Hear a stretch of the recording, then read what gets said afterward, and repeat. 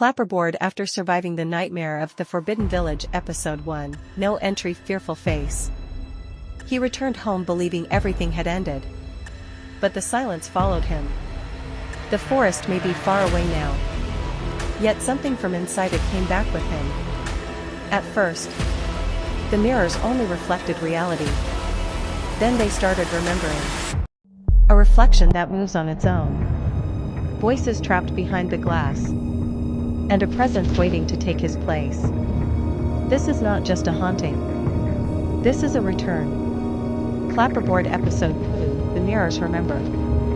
Where every reflection hides a truth. And every mirror is a doorway. I thought it was over.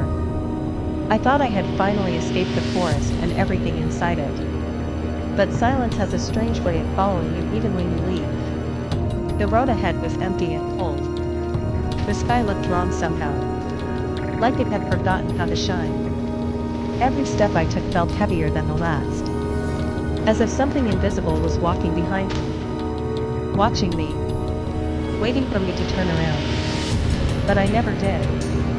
Because deep down I already knew. Whatever was following me never stayed behind. When I finally reached home, I closed the door harder than I should have. Trying to convince myself that I was safe now. The house was quiet. Too quiet. The kind of quiet that makes your thoughts louder than your surroundings. I walked through the hallway. Everything looked normal. Everything felt normal. Until I saw the mirror. It was just standing there. Reflecting the room perfectly. Or at least that is what I thought. I stopped in front of it. Just to check myself. Just to make sure I was still me. I looked into the mirror. At first everything seemed fine. But then I noticed something wrong. My reflection did not move at the same time as I did. It lagged. Just slightly. Like it was thinking before copying me. I raised my hand.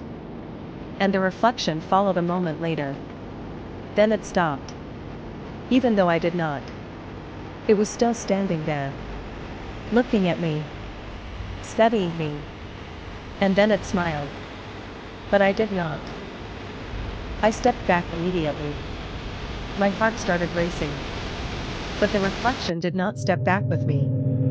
It stayed exactly where it was. As if the mirror was no longer copying me, but keeping me inside it. I turned away quickly. Trying to leave the room. But something felt wrong. Another mirror appeared. Then another. Then more. They were not there before. But now the room was full of them. And in every single one. I was there. But not the same. One version of me was crying. Another was angry. Another one had no face at all. Just a blank surface staring back. I heard something faint. Like whispers coming from inside the glass. At first I thought it was my imagination. But then the sound became clearer. They were speaking. All of them. At the same time. But saying different things. Run. Stay. You never left. You were already here. I covered my ears. But the voices were not outside. They were inside me. I tried to leave the room. But the hallway felt different now. Longer than before. Deeper than it should be. Like the house itself had stretched. The mirrors were still there behind me. I could feel them even without looking. Then I heard a sound. A soft tapping on glass. Slow at first. Then faster. Someone was inside the mirror. And they were trying to get out. I turned slightly. Against my will. And I saw it. A hand pressed against the glass from the inside. It looked exactly like mine. But I was not the one moving it. I stepped back in shock. But the hand followed. Pressing harder against the surface. Leaving marks on the glass. Then another hand appeared. Then a face. It was me. But not me. The version inside the mirror looked calm. Too calm. Like it had been waiting for this moment for a long time. It tilted its head slightly. And stared at me. Not with fear. But with recognition. Like I was the one trapped outside. Suddenly the room changed. The lights dimmed without reason. The air became heavier. And the mirror started to distort. The reflections no longer copied reality. They started creating their own. In one mirror I was walking toward the forest again. In another I was already gone. In another I was standing behind myself. All versions of me were alive at the same time. But none of them were real. Then I heard something outside the house. A distant sound. Familiar but impossible. The forest. It was back. I rushed to the window. And I froze. The forest was there. Right behind my house. But that was not the worst part. The forest was moving.